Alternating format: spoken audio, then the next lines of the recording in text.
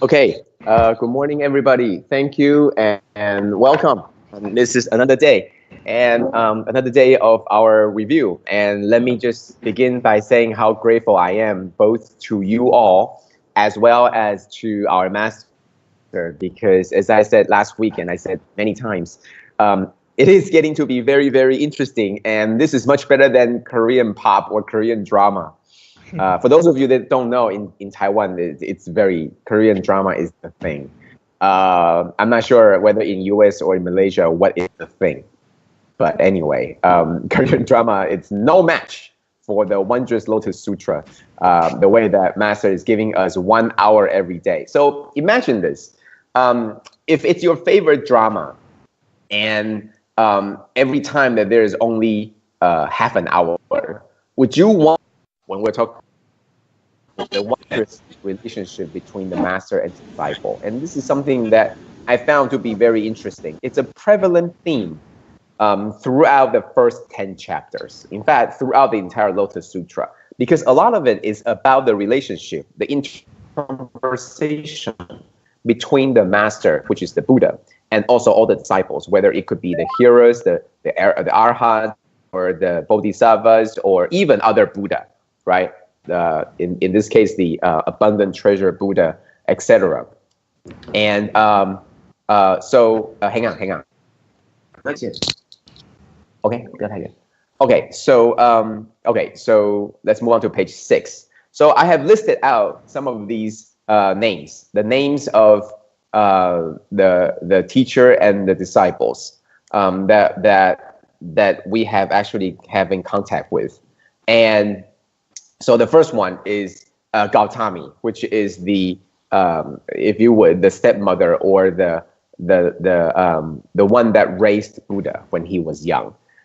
So what's the relationship between the first two, Mahaprajapati as well as Yashodhara, was that they are both with their very difficult journey to be part of the Sangha, to be part of the group to cultivate and practice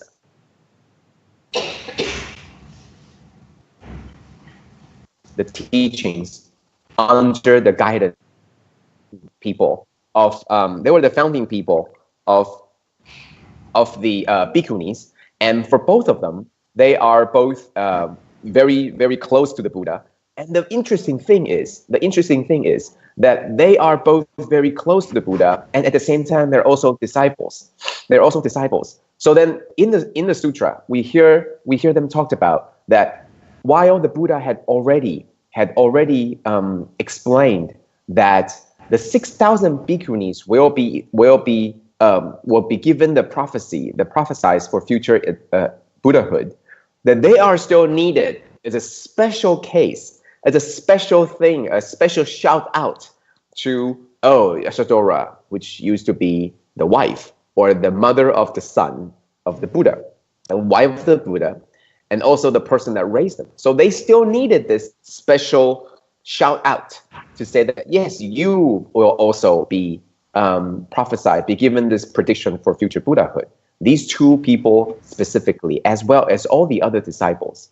And so what is this wondrous relationship between all these people? Well, the thing is this, that as part of these first two people, if you remember in the last few days, this past week, it was always like their view, their eyes, they were looking at the Buddha, and the Buddha seeing them, looking at him like that, he knew right away what the disciples were thinking. And that's why in this segment, there was a segment passage that when the Buddha looked at Gautami and said, "Why do you look this way? Is it because I did not call out your name to be one of the future ones to attain Buddhahood? But didn't I say that I have already did so for the 6,000 bhikkhunis with which you are part of?" And immediately after he said that, after the Buddha said that, of course he gave her the prophecy for the future Buddhahood, and she was very happy. But immediately after that, Yashodhara had the same feeling, like, well, now you told Mahaprajapati that she's going to be, but you didn't talk about me, right? So it was once again, the message was sent through the eyes. So you can imagine in the past, people don't talk much because they use their eyes to communicate. So it's something very important. That's why. And let me tell you, that is why it's very important that we should never fall asleep when we are listening to the teachings, because then Master cannot communicate with us through our eyes unless you can sleep with your eyes open, which I don't think it's possible. So that is why we should not close our eyes while we're listening to Master's teaching, because people, especially at the level of the Buddha and the Master, they communicate with eyes. So anyway, so this is the wondrous relationship between all the disciples. With one look, Buddha knew, okay, what was going on. And not just that, remember all the thousands and billions of the bodhisattvas, right? They're all there, and they're all thinking, we are going to make the great vow, right? This was 2 days ago and yesterday. We all made the great vow, but let's wait. Let's wait for the Buddha to ask, because we're not going to be so rude, right? It's like Buddha was saying, looking left and right, is there anyone who would like to uphold the sutra? Is there anyone who would like to continue the teaching? Look left and right, and nobody raised their hand. You can imagine, just like it is in Taiwan, right? If you are here at our sutra, our Jiangjin Tang or Zhu Tang, our Da Dian, our great the hall, and when Master is asking questions, if no one says anything, if no one replied out loud, then it would just be very quiet. No one would do anything, right? Even though you all have your answer in your heart, like me, I'm willing, but look left and right, no one is doing anything, so let's not say anything. And if Master opens up and opens the question to ask, then maybe I will answer, right? So it's the same with all the billions of bodhisattvas that have already made the great vow. They also did not verbalize it. They did not voice their vows out loud. They're waiting for the Buddha to say, where are you? Show me. And then they would say, oh, I'm right here. I have never left. I was always there. But the point is, this communication, and I think Master put it so elegantly yesterday. She said that there were all these bodhisattvas that have already made the great vow, but they're waiting for the Buddha to ask. So the Master said, well, what kind of vow is it if you have to wait for somebody to ask? No, it cannot be. It cannot be somebody asking you like, can I please get some help here? No, if somebody else see that I'm carrying 2 boxes, very heavy, and I'm already panting and sweating and I have trouble walking, and you wait until me to ask for help to help me, then I don't think that you really want to help me. You just, unfortunately, you just got caught by me and you didn't run away fast enough. That's why you had to help. But for somebody who really wanted to make the vow and do this, you don't need anybody to ask. And that's what Master was saying. No, the Buddha will not ask and will only let them speak for themselves. And lo and behold, they understood the Buddha, even though it was slightly off, but they still got it. They still, did so on their own. So I think this is something that I would like to share with all, is that this is exactly, and that's last week, this is how we finished off. Last week, we finished off by saying that why is Lotus Sutra much better than the Korean pop and much better than Korean drama? Because it's exactly talking about us. Korean drama isn't about us. They're way too pretty and too handsome to be like us. We're not like that. They're too perfect. And in the sutra, it's exactly like us, right? No, we are not relatives of Buddha. But no, we are Dharma relatives of Buddha. We're not like Gautami or Yashodhara, who are actually related, but we are related by Dharma. And that's why after 2,500 years, we are still here and we're still considered to be sons and daughters of the Buddha. Okay? And this is very much related to us because everything that was talked about, it's actually between our Master and ourselves, right? Are there times when Master is looking around for somebody to reply something and then only to hear no one said anything? Or are there times when we're in the audience and we shout out, and I remember this all the time when Master says, she doesn't have enough time left to do something. And then people will shout out on their own. This will be very, very, very much impromptu. They will just say, no, Master, you will have enough time. It will be many, many, many more years. That's exactly what it is. But we should not wait until Master asking us, do I have enough time? Because she's asking us, because she's asking that are we willing to be sincere and genuine in our effort to really want to expand all the instant, all the moments, and make them perpetual, make them into permanent. So even though Master will be limited, will only have limited time with us, then the actual time will be a lot longer.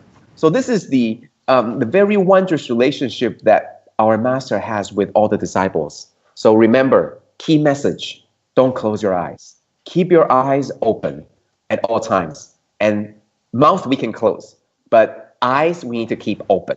Okay, open your eyes and look at Master, because when your eyes contact, maybe there's something more than just the eyesight, just looking in our general direction. So let's look at page 7. So the reason why I asked this question, why do we do something? Okay, it's because going back to the vow that was made. And so there were different groups of disciples, right? There were the ones that, walked away, the 5,000 people that walked away at the beginning of the sutra. And there were those that eventually from the minor vehicle, the lesser vehicle to the greater vehicle.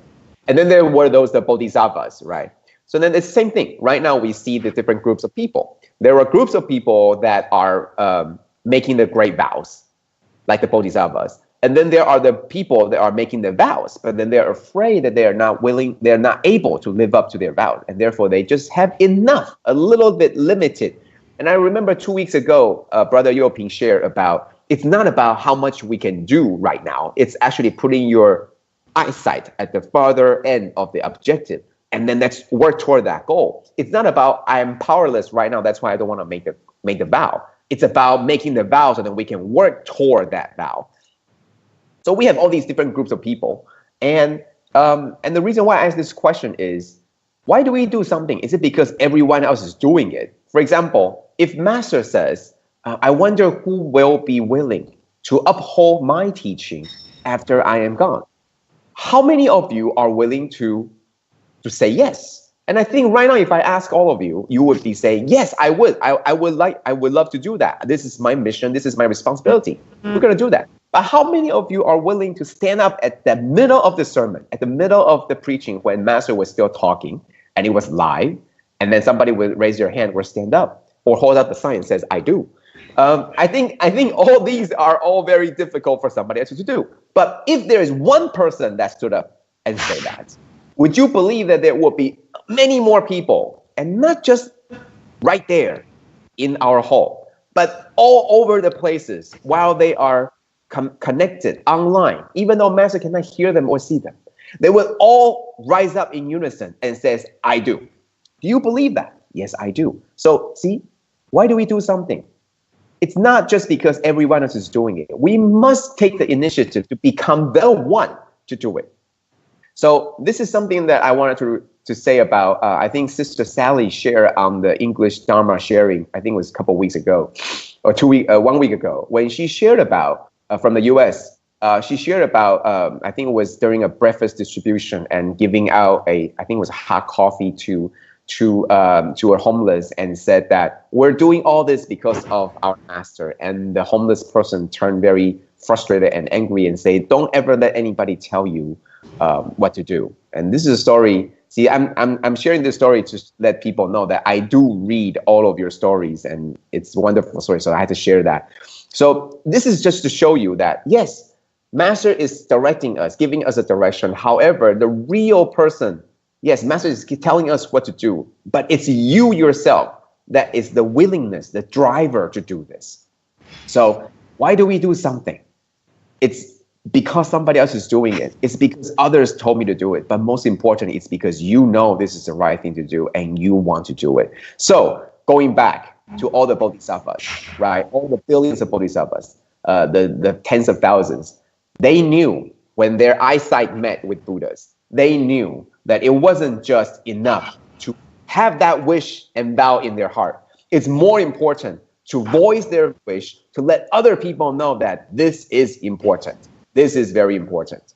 Okay, so that's why I wanted to share about the wondrous relationship between the Master and the disciple. And I think we can all try to think about that, to think about that a little bit more. So let's move on to page 8. The number 2 topic for today, Dharma in life, living in Dharma. So the reason why I wanted to talk about this is because from there's one question, and while we were discussing this question, actually this is the answer that we got, that we come up with. The question asked, how do we make sure that we remember our vow or remember the teachings? How do we carry this vow from life to life? Something like this. And I think that this is exactly what Master said yesterday and today and several other times before, was that how do we remember? I think yesterday she put it very, very straight. How do we have Dharma if we keep on forgetting? If there's so much affliction around, everything around us, there's dust. There's so much affliction, like dust-like, so much sand, dust particles. It's all considered to be our affliction. If it's so much, what can we do? Our inherent Buddha nature keeps on getting covered up. What can we do? Well, that's what Master said yesterday. Do you remember to breathe? Would you have to remember to breathe in order for you to breathe? You don't. Why? Because it's already part of you. If you have to know, talk to yourself and say, I need to remember to apply gratitude today. That means you're not there yet. But it means that you have to continue to do that until one day, everything you do, you add a thank you. Everything you feel, you have a gratitude in your mind. That is when you no longer need to be reminded. That is when it becomes you. You become the Dharma, Dharma becomes you. Then you are certain that this will be with you when you go to the next life. It's like when I first come into Tzu Chi, and everybody always, after they do everything, which I was not used to, after they do everything, they put their palms together and then they bow and say thank you, gratitude, and so what? Eventually, I'm here in this group and it becomes part of me. This is what I do. I say thank you, and with everybody I see. So one day, when I was standing up in front of in the company, there was a presentation to about 300, 400 people. After I finished, what did I do? I put my palms together and I bow and I say thank you. And that just struck me. Now, people might not see that weird, but in the US, you have all these different ways to bow, but maybe they're just very diverse. And that's why they think it's okay. But when I realized I was doing that uncontrollably, unknowingly, and then I looked back and I was like, well, I should not have done that.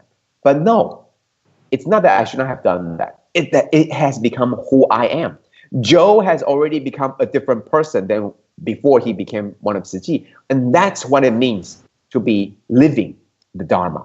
So the Dharma becomes you. So how do we ensure that we remember our vow? By living our vow, reminding our vows every day, and eventually it will become you. And that moment, that's what you take with you to the next life. So you don't have to worry about what I take with my next life. This is not something like, oh, I'm going to grab, this winter clothes because it's going to be cold in my next life. Or I'm going to grab something to eat because I'm going to be in the realm of hungry ghosts and I'm going to be very hungry. No, it's not that. It's not something you can carry with you. It's something that it's already you. And if it's already you, how can you take it away? Exactly. You don't take it away. Just like inherent Buddha nature. It's always there. You take it with you. You just didn't realize it. Just like the pearl that's in our jacket that's hidden. You didn't realize it, but you had it in you the whole time. So we just need to know that it's there the whole time. So it will be with us when we wake up next lifetime, wherever we are. And I think that's very important because know this. We carry many, many, many things with us unknowingly, right? For example, the way that we, twiddle our hair, the way that we talk, the way we laugh, the way we walk, the way we treat somebody, the way we do many, many things. It's already something that is habitual. It's already something that we carry from the previous life. These things go into our consciousness without us knowing. So that is why Master keeps on saying, sowing the seeds in our consciousness, so that these are the seeds that we will remember. And that's how we can carry this vow from life to life. And that is why we can have Dharma in life, so that we can living in Dharma, living with Dharma, and living as Dharma. And that's very important. So that's why next on page 10, it talks about, so how do we do that? By realizing and doing all this Dharma, and realizing that our life and Dharma are one and the same. This is exactly the same thing, and there's no difference. And that's where I want to brought to Lotus Sutra and Tzu Chi. And today, I think we were very blessed that Master, as I mentioned, I keep on mentioning that it's really, really exciting every time that you wish that it could be longer. Just like a very wonderful drama, it's not enough to be 45 minutes, it had to be 1 hour. It's not enough to be 1 hour, it had to be 70 minutes. You wish that it will continue every day. You wish the drama will continue on because the story keeps on evolving. And today we are hearing, something that's also wonderful. Is that this is going back to more than 50 years ago when Master was talking about the Sutra of Infinite Meanings. And going back to, that's our essence, that's our spiritual core. It's the Sutra of Infinite Meanings. But Lotus Sutra, it's actually what we do. How? How is it? I'm sure some of you might ask, how is Lotus Sutra the core of Tzu Chi's school of Buddhism? How? And today and yesterday was the exact embodiment of that. At the end of today's portion, today's passage, it talks about the Bodhisattvas, right? After they were hoping that the Buddha would ask, and the Buddha remained silent. What did they say? Okay, let's rise and say it ourselves. Let's not wait until Buddha asks and say, well, we're going to go to all directions. Wherever Buddha's compassion and love reaches, that's what they're going to reach. That's what they're going to uphold and preach and spread the Dharma. Can you imagine that? Isn't that exactly what we are doing in Tzu Chi?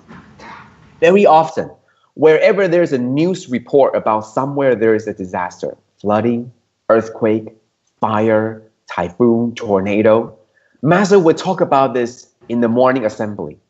And then close by, there will be disciples, there will be volunteers. They said, Master is looking at there right now. She's caring about the people in suffering. I will be there. Isn't that precisely what the vow of these bodhisattvas are saying to the Buddha? No matter which world, the 10 directions, the world of the 10 directions, no matter wherever Buddha's love and compassion reaches, we will be there to spread the Dharma. Isn't that exactly what we're doing? Just like Master said about the Burma, the Burma from Cyclone Nargis from 2008. Why did our volunteer go there? Well, why did they go there? Because at that time it was a huge devastation, and Master cared, and Master mobilized the volunteers to do something. And once it was mobilized, the volunteers go there and helped. And now, almost 10 years later, 1 decade later, we're still there. And Dharma has already taken root. Charity and education mission are beginning to happen. They're happening more and more. So we're not just looking at the sutra of 2,500 years ago, of billions of bodhisattvas doing something, a bidding of one Buddha. No, we're looking at our lives right now. This is our story. This is exactly who we are, all these stories. And there was another part where it says, the bodhisattvas, upon making this great vow, that says, with Buddha's power and authority, and also, wherever Buddha will be, please give us your blessing. Isn't that exactly what we do? No matter where we are, we'll be like, I wish Master know what we're doing. I wish Master will give us a blessing. Even yesterday, our brothers and sisters from Penang, from Malaysia, came back to the abode. As Master said this morning, they share about what they have done in Burma, how they have taken root locally in terms of charity mission. That's exactly, they come back to share with Master, this is what they have done, because they also wanted a blessing. They also wanted a blessing today to hear from Master, out of her mouth, from her words, the encouragement, the blessings to give to these bodhisattvas, so that they will continue their work. Isn't this exactly what was said today? Absolutely. That is why this is so much more real than any drama in the world. This is our real life. And I can't stress this enough, that that this is exactly the sutra is representing our lives and what Tzu Chi is doing. And that is why when Master says the core spiritual guidance is the Sutra of Infinite Meanings, because of those 32 characters, the vows as vast as the universe, the heart or mind as tranquil, as serene as the pure water, the clear pond or clear river. Those words will forever be etched in her heart.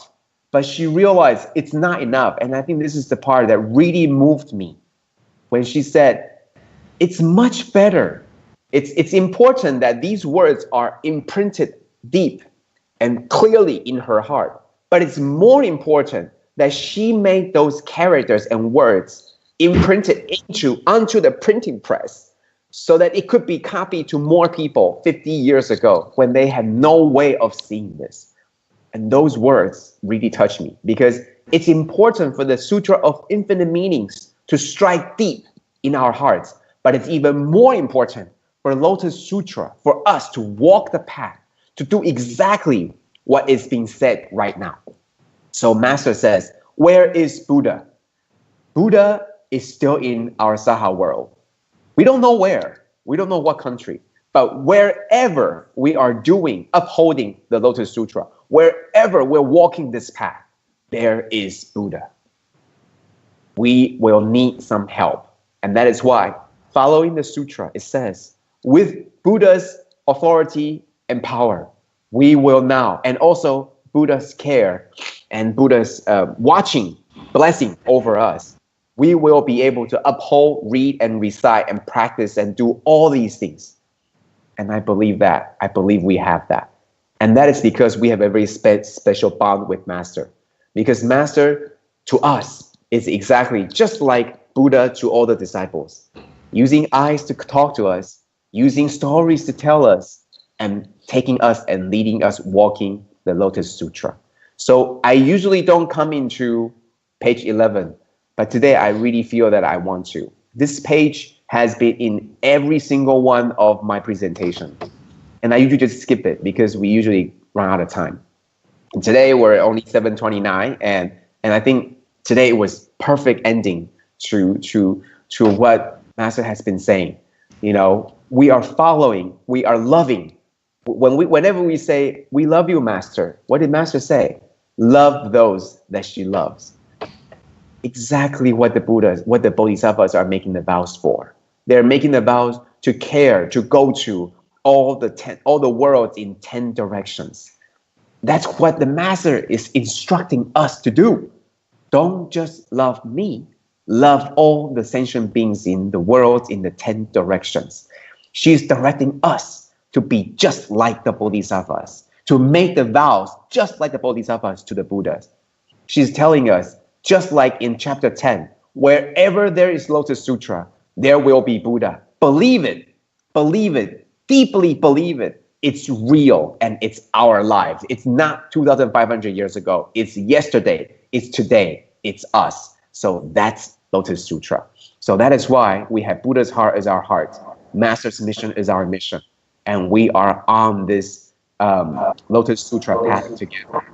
And not yielding, always following Master. Thank you. That's my sharing for today. And today we're going to open up for the different centers to link. So Sister Xiaoqing, so please take over. And thank you very much for today listening, the sharing, and we will welcome centers to share with us. Thank you. And Brother Joe, today we will hear from Brother Andy Hong Kong first. Okay, Brother Andy. Good morning, dear brothers and sisters. I'm Andy from Hong Kong. So I have long time no attending this Xunfa Xiang online because since the last year, maybe December, I'm very, very busy for work and traveling a lot. I feel so pity and I feel so sorry.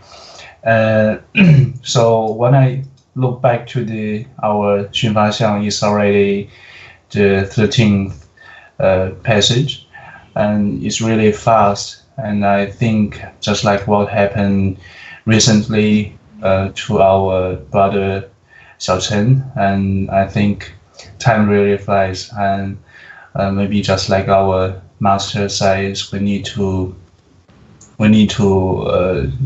take every opportunity. We really don't know what happened yesterday or even today, so we really what we really can control is the moment now. And I once remember that when I first go back to Hualien, and I listened to Xunfa Xiang at the Great Hall, and it's just like the Zhi issue in Taiwan is. So I have many doubts. I once remember that Master at one day, Master is going to the end of the Xunfa Xiang that day, and Master said the last sentence is that no matter what, the Buddhist or Buddhism is to save the world. And at that moment, I really very shocked, and it's just like I totally wake up. So many doubts and disappear at that moment. I feel so happy and even cry. That's why I really treasure the opportunity to go back to Hualien to communicate and learn more from our masters in Jing. Just like and to the recently what we have the teachings from master recently is the 13th chapter of Fa Hua Jing, and just like it's going to be the moment of vows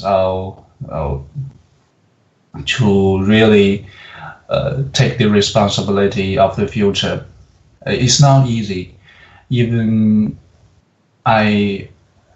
because I can feel a lot, and not a lot is feel something about the being have the believing. There is one thing that Buddhism, only through believing you can step in the Buddhism. It's really true, and if we don't have believing, nothing will happen, I think, in the Buddhism. So for me, believing is really important. I can share that because the Zhi issue in 2015 gave me a lot of doubts, and at that moment I began to regret, not regret, I don't know, 忏悔in English, I don't know, sorry. I began to 忏悔, and I think what happened in the outside world is just like our inside world. And so from that moment, I began to 忏悔 myself, and I really find it works. During the 忏悔, and I found it that I really need to believe in the Dharma, and if I believe in the Dharma, nothing will defeat me, or nothing can make me. So I gradually learned to 忏悔, and I think it's very important, that it's very amazing is that when I first step into Zhi, it's also the moment of Sui Chan in Hong Kong. So I think 忏悔 is very important for myself, and even for every Jing Si Dizi. So when the 2005 Zhi issue happened, I realized that it's a moment for me to 忏悔, and I think believing, I need to make believing very deep in my in my thoughts, in myself. So I go back to Huang and listen to the most valuable sentence of Zheng Yan is that only the Dharma of Buddhism can save the world, and whatever we need to keep on it. So let's go back to our 13th chapter, is that believing is really important, and no matter what happened, we need to go back to retrospect our own believing, if we really believing, and if our believing is very deep. I think it's a moment. I think it's before our make our vows happen. So it's my sharing from me today. Thank you, and感恩 brothers and sisters. Cảm ơn Brother Andy. Okay, now we will for the sharing, and now we will hear from Jing Kapong. Sister Effie will be sharing. Cảm ơn. Good morning, brothers and sisters all over the world. I'm Effie. I started Shin Fa Xiang in November 2015.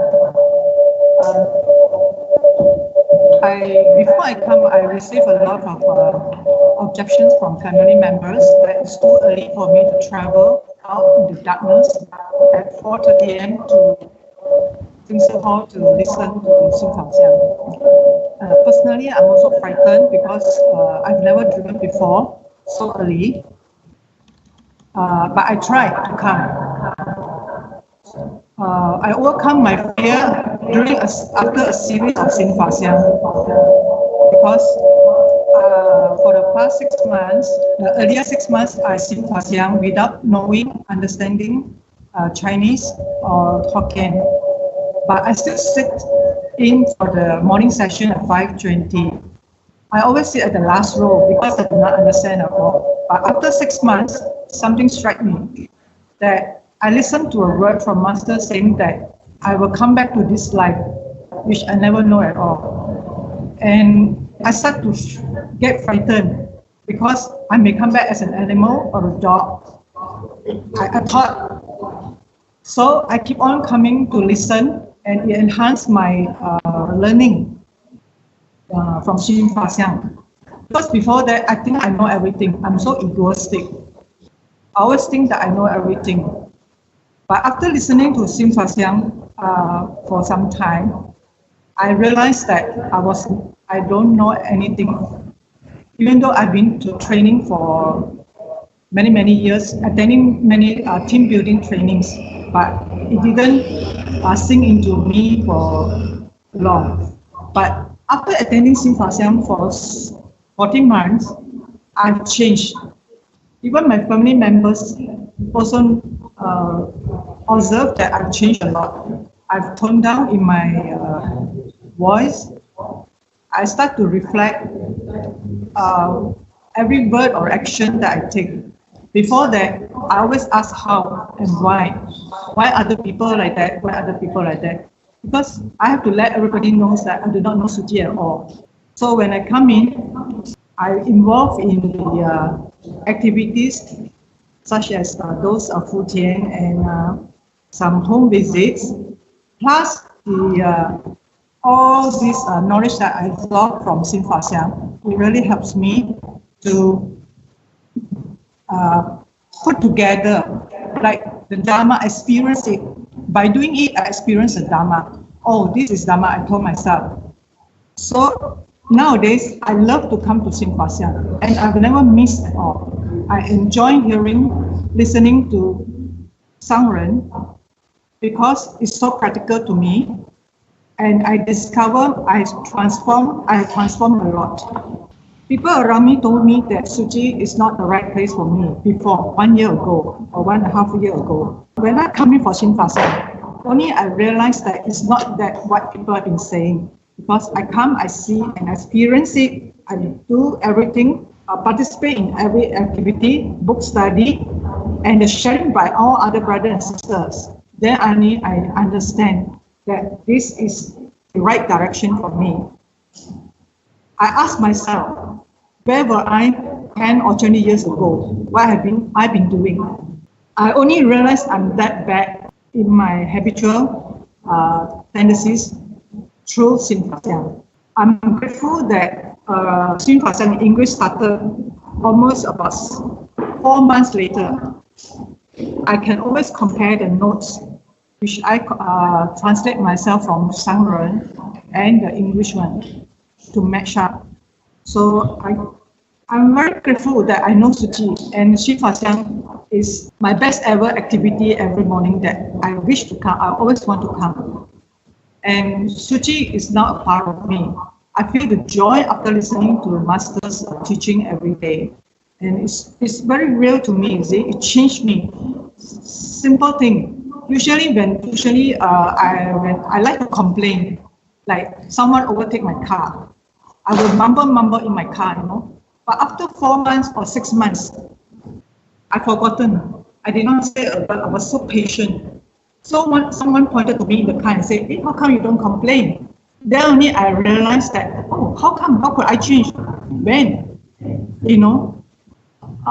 So these little changes, I'm willing to go vegetarian within 1 week after hearing Xin Fa Xiang. After attending Xin Fa Xiang, I immediately do it because I do not want to come back in another world as an animal, as a cockroach. I'm fearful. I'm fearful for all my karma, my previous life, what I've done. Because before Xin Fa Xiang, I do not know anything at all about Suu Kyi, about Buddhism. After listening, that fear and that time, that I don't have much time, and I do not know how much time I have, I will grab every opportunity to attend Xin Fa Xiang. So far, I really, really enjoy Xin Fa Xiang. Every morning, I even attended the 4:20 chanting. 4:20, 4 o'clock, I'm out of the car. I'm no longer afraid of darkness anymore. I drive alone. So I overcome my obstacles through Xin Fa Xiang. It gives me the kind of strength to carry on and become a better person. That's the most important thing. I thought I was good, but I was not good at all before. But after 16 months today, I feel that I have eliminated layer by layer, but not all. Maybe a few layers of my affections, my attachment, my egoism, my arrogance, my ignorance. I thought I was good, but no, I was not good at all. Today, after Xin Fa Xiang, 16 months into Xin Fa Xiang, I can say I'm a better person, but I still have room to improve. It's Xin Fa Xiang that changed my life. Total change. I will be part of Suu Kyi. Before that, I told people who try to tell me not to come into contact with Suu Kyi. I believe it because I didn't know. But after that, coming here, participating in book studies, sharing, looking at all others, I no longer ask and see others and ask them why this person behave like that. No longer. Instantly, I ask myself, the moment my speech, my word come out a bit negative, I know I committed something wrong. I quickly realize it because of Xin Fa Xiang. I will change. Immediately, I'll change. So it's true. Gradually, I change to be a better person. And I vow that I will stay on for Xin Fa Xiang and be a part of Suu Kyi. Thank you. Thank you.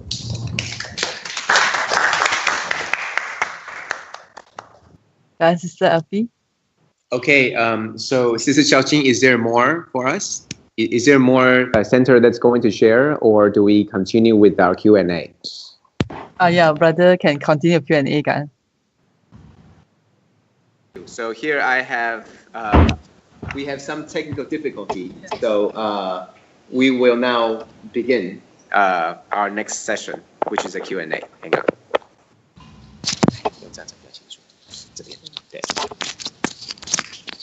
Okay, good morning, everybody. Okay, so I'm going to answer the question number 1. Okay. Right. Number 1, Jing's aphorism, excessive justification weakens relationships. When relationships are weakened, it becomes difficult to accomplish tasks together. Excessive justification weakens relationships. Excessive justification is like, before we talk about, if I want you to do this, or I want you to do that, and I just want you to accept my answer or anything I said, what will you feel like? For sure, if I do this to everybody, then everyone might be afraid of me. And because of what? Because our relationship is based on not on the trust. Just because I want you to do this, do that. So when I talked more, it's not good for our relationship. Our relationship is not like math equation or formulas. It's not what I act like a boss. What you want you to do this, do that. We have to work together, spend time together, and get to know each other more often. And the most important is to listen to others' heart and to understand what she or he is thinking. So remember, in our fourfold practice, one is practice with reverence and show our love, respect, and gratitude to others at all time. And also in the Sutra, we learn from Master's teaching for all embracing virtues. The precepts that benefit sentient being, there are charitable, giving, beneficial conduct, loving speech, especially loving speech. When we have soft words to others, that will better our relationships with anyone next to us. No pressure, just be more patient and showing our sincere heart. They will feel it. So mostly we have to think, put their thinking as the first priority. If we can do that, I'm for sure there's no conflict between us. So that's what I'm sharing today. And thank you for the brother Andy. You mentioned, you shared just now.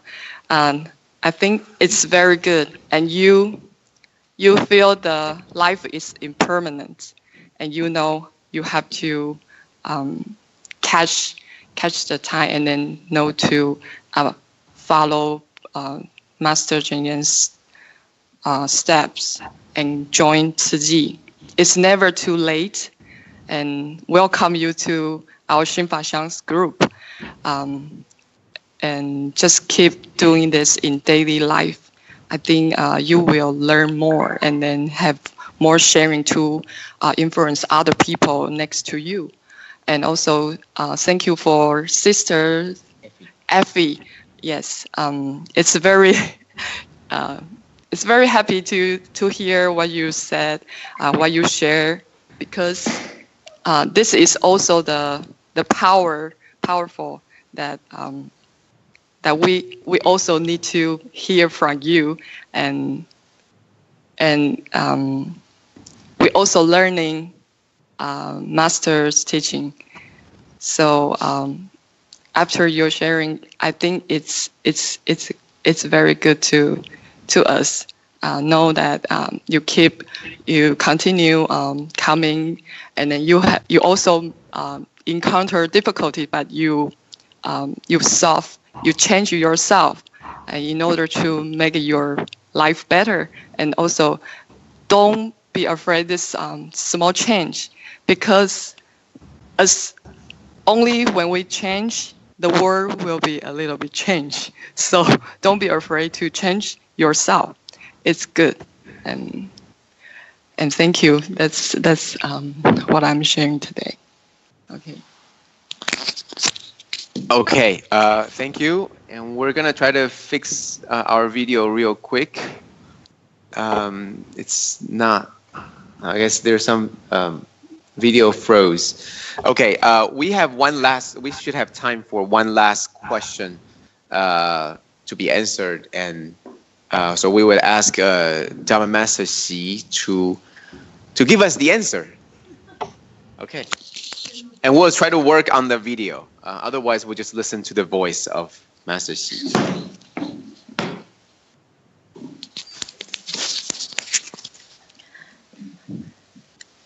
Good morning, brothers and sisters, everyone. I'm going to answer a question regarding the 宇宙大觉者, our Tzuchi's Buddha statue. So, where's the question? Okay. So, many of us were asked why does the statue of Buddha, our 宇宙大觉者, looks so similar to our master Chen Yan? Well, there's a lot of stories that I heard, but I'm not going to tell you what I heard. I'm going to tell you what I read from some of the articles, which is based on the facts. Okay, there are different kind of series or stories. So this is what I read from the article.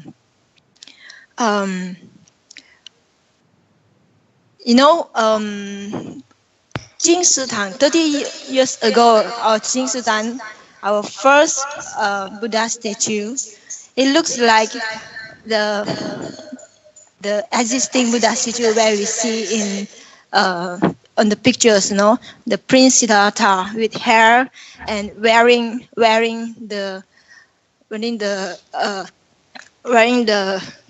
robe with one bare shoulder.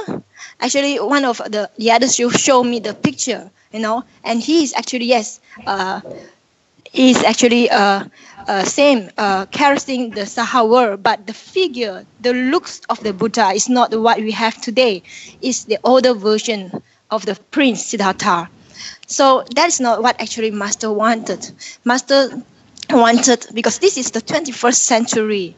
So Master said, we want a new Buddha statue, a new creation that resembles the 21st century, the new era of Buddha, the new Buddha, that is closer to us in today's, So it's not something that's so old, 2,000 years ago. So everyone is trying to figure out how should it look like, how it look like. It took years for the artists to come up with the final one that we have today, about 6 to 7 years. So the Buddha statue that we have today, it looks like what the masters in China, in this Asian country, wears long robes, okay, covering the whole body with no hair, with all shaved. So this is what the nowadays the Sangha look like. So the robe that he's wearing is the modern days robe, and because we have no idea how Buddha looks like, so the artist himself, he's trying to, when he wants to draw the outline of the statue, he has no idea how tall, how the body figure should look like. So he thought to himself, well, I'll make it look like Master Chen Yan, because I respect Master Chen Yan. So Master Chen is a symbol of the wisdom and compassion of the Buddha in nowadays, today's world. So the body figure of the Buddha, of Tzu Chi Buddha statue, it's in reference to our Master Chen Yan's body outlook figure. It's slender, thin, okay, not very tall, but slender, thin. So this is how it looks like. But the face, according to the artist, he didn't actually copy Master facial looks. It's actually, he said, it's a public, it's not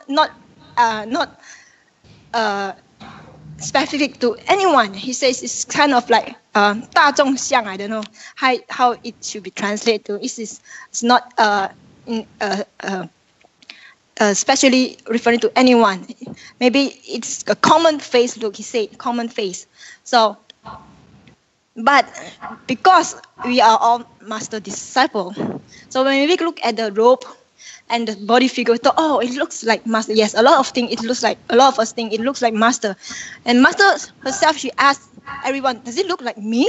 Really? She said, really? But that's not what master intended to. But the artist himself, he still persists with his own creation. He said, this is how I want it to look like. And Tzu Chi, because master also said she wanted a Buddha statue that have Tzu Chi characteristic. And Tzu Chi, the masters in our Jings all wear long robes, and most of us are slender too. Okay, so this is our own Tzu Chi characteristic Buddha statue. So some masters say yes. Maybe some people say it resembles master. So why not? Because this is our masters, and we hope to remember her when even she's not around. Her teachings, her accents of her teaching, her virtue. Just like Buddha, we have no idea how Buddha looks like. Even in Tang dynasty, they create the Buddha statue according to their own imaginations. But do it really resemble the Buddha? No, because we have a picture. We did check out one of the picture that was displayed in the museum in British Museum, which is drawn by I don't know. Okay, so it's not exactly what we see in all the statue. It doesn't look like at all. It's totally different. It looks like with a hairstyle like Jesus Christ. Okay, so everyone, create a statue according to their own imagination and their own creativity, innovation. So the artist itself, what he thought of it should be like, so he created according to his imagination. So this is the same as our statue. The artist create his work according to his own belief. He believed that it should has Tzu Chi characteristics. So our master is our mentor, our teachers. So the body outline, it refers to masters and refers to masters' body outline. So actually this, it looks like female also, some people say it looks like female, but Buddha is not female. But as we studied the Lotus Sutra, 宇宙大觉者, it's a enlightened being of the universal truth. It can be anyone. It can be female, not female. It can be human, non-human like a dragon girl. So it is actually trying to tell us that everyone inherently have the Buddha in us. We all have this intrinsic Buddha nature. So when we pray, when we prostrate to Buddha, it's not that we prostrate to the Sakyamuni Buddha of 2,500 years ago. We also prostrate with our sincere heart. We prostrate to the universal truth. Okay, the inherent Buddha in us. We hope that it will shine out in us, to carry on the teachings, to carry on the spirit. To carry on the essence of the Buddha in our daily lives. We ourselves, we can be a living Buddha ourselves, but we all forgot about it. Okay, so when we look at the statue, it's not the statue it's not the really key point when I look at it. Okay, it sounds like master so what? But what I do realize, what is different from our statue of Buddha to the other statues, at the background, you see, there's so many imagination. Okay, Buddhas come from 10 directions. That's the one key difference. Why it has the Buddhas from other 10 directions? Because it's as the Lotus Sutra straight. The core of our Lotus Sutra is Buddhism, humanistic Buddhism. Okay, practicing Buddhism in our daily life, in the Saha world. Even if you're enlightened, okay, you make the vow to come back and to help the other sentient being, to enlighten other sentient being, going to come back to Sahawa, life after life. No, this is a great vow of a real enlightened being. So when I look at the background of all these numerous Buddhas, Bodhisattva, okay, coming back, okay, just like when I see the other volunteers in other countries carrying the seed of Tzu into other countries and spread it all around, I said, okay, this is just like at the background. They are the one that's spreading the missions, the missions and the teachings to all over the place in other countries. That's what really touched me when I look at the statue. It's not the statue itself, but the whole meaning of the statue as a whole picture. We are not to just enlighten ourselves. We are here to enlighten ourselves and to vow to carry it on life after life, be back in this world, okay, to help the fellow sentient beings. That's the real essence of our Buddha statue. Okay, thank you. So thanks to Xi Shifu, give us a very touching and also emotional. And also, I want to thanks again to all the centers that are logging on, and also thanks to, I think it was Brother Andy and also Sister Effie from the different Japan, and also I think it was Hong Kong to connect and do the sharing. We look forward to hear more from you next week. Oh no, next week. Yes, next week. We look forward to hear more from you, and thank you for all that help organize this, and most importantly, thanks to our master and also the masters that are here today to be with us and also guiding us. Thank you all, and that's it for today's sharing. Wonderfully, thank you everybody. Thank you.